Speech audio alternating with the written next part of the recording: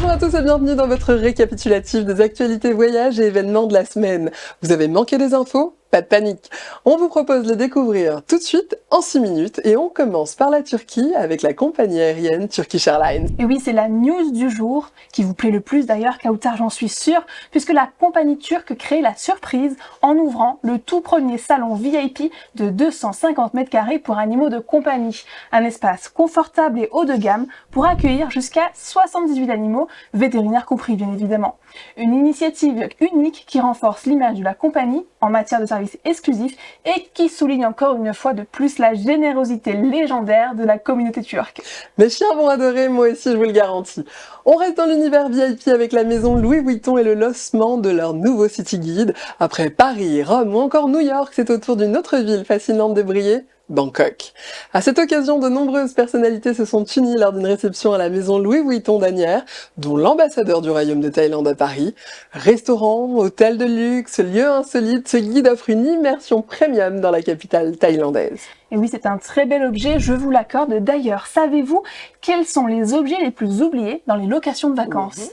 Eh bien justement, selon une étude récente menée par Interhome, le spécialiste des locations de vacances, on y apprend qu'en tête de classement, on trouve des vêtements, des sous-vêtements, des chargeurs de téléphone, des clés et même, accrochez-vous bien, des dentiers. Mais ce n'est pas tout, bien évidemment, on en a trouvé des encore plus étonnants, et si ça vous intéresse, eh bien rendez-vous sur mistertravel.news, je vous l'avoue, allez voir, c'est très intéressant. On continue avec le rendez-vous annuel incontournable des adeptes des activités outdoor, le salon Destination Nature. Il est prévu du 13 au 16 mars 2025 à Paris Expo, porte de Versailles. Ce salon rassemblera autant les passionnés que les professionnels en offrant un espace dédié à tous les sports d'aventure. Vous y trouverez tout ce qu'il vous faut pour préparer vos prochaines escapades, vous conseiller et même vous guider. D'ailleurs, direction Berlin à présent, avec ITB Berlin 2025, plus de 5000 exposants attendus. L'ITB Berlin est l'un des plus grands salons du tourisme mondial. Il se tiendra du 4 au 6 mars 2025 au Parc des Expositions de Berlin et promet d'être l'événement international de l'année, avec d'ailleurs pour slogan « Le monde du voyage vit ici ». Cet événement exclusivement B2B couvre une fois de plus l'ensemble de la chaîne de valeur du secteur du tourisme. Et cette année, c'est l'Albanie qui sera mis à l'honneur pour mettre en avant son offre touristique en plein essor. Un autre pays mis à l'honneur, mais cette fois par le guide Michelin, c'est l'Autriche. Grande nouvelle pour les amateurs de gastronomie. Ce nouveau millésime compte 82 restaurants étoilés Michelin, 43 établissements récompensés du BIB gourmand pour l'excellent rapport qualité-prix de leur offre, ainsi que 33 tables saluées de l'étoile verte Michelin pour leur engagement en faveur d'une gastronomie plus respectueuse des ressources. Vienne, Salzbourg et d'autres régions du pays promettent donc de belles surprises culinaires aux voyageurs en quête d'excellence. J'adore, j'ai hâte de tester. Changement de continent à présent à direction les États-Unis où Donald Trump et son administration s'attaquent aux compagnies de croisière.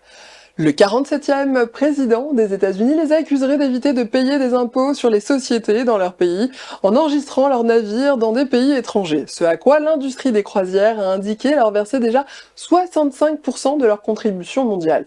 Des décisions qui pourraient réellement impacter l'industrie de la croisière. Allez, un autre salon à présent, le salon IFTM. Cette année, l'événement permettra l'accent sur le tourisme responsable avec un village entièrement dédié aux initiatives durables. Alors entre solutions éco-responsables, innovation verte et engagements environnementaux, ils seront tous au cœur des discussions.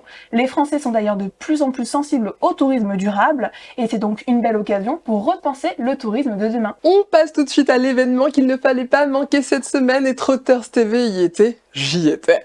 Mardi avait lieu le lancement du nouveau modèle de BYD en Europe, l'Atto 2. À cette occasion, la marque chinoise spécialisée dans les voitures électriques et hybrides a mis les petits plats dans les grands.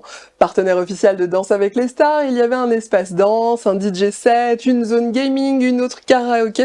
Oui, j'ai clairement profité de l'événement, comme vous le voyez. Ah oui, on voit ça, vous avez bien profité, Kautar. Et vous alors, chers trotteurs, que pensez-vous des voitures électriques ? N'hésitez pas à nous rejoindre via le QR code affiché sur votre écran, à nous donner votre avis, comme ça on pourra en débattre ensemble. Allez, maintenant je vous propose de partir loin, République dominicaine. On vous embarque à Santiago, Puerto Plata et Samana avec la directrice de l'Office du tourisme de la République dominicaine à Paris, j'ai nommé Madame Mercedes Castillo. Bonjour, nous avons un partenariat important avec la compagnie aérienne Air Europa. Depuis juin de cette année, a programmé 2 vols semaine sur Santiago de los Caballeros. Santiago de los Caballeros, c'est la deuxième ville en importance économique du pays. Mais c'est aussi un haut lieu culturel où il y a un mélange de modernité, de tradition, etc.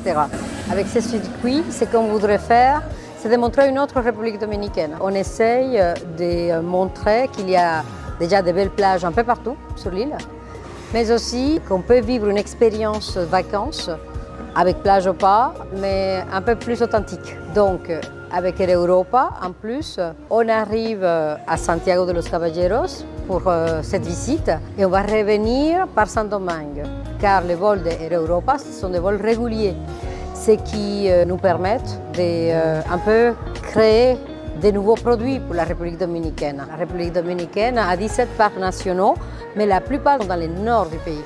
Là, on se retrouve à Samana, à la presqu'île de Samana, et on a passé la matinée à Las Terrenas, où il y a de nombreux Français, qui est un village très authentique, très sympathique et très international. Pour vous dire que vous pouvez vivre une expérience dominicaine différente, authentique, et franchement peut-être plus enrichissante que ce qu'on a l'habitude de connaître de la République dominicaine. Donc je vous attends nombreux, et puis bienvenidos a República Dominicana, hasta pronto.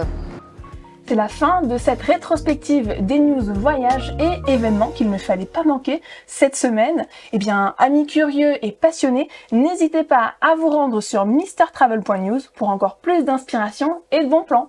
Quant à nous, eh bien, on se retrouve semaine prochaine, même heure, même chaîne. Ciao!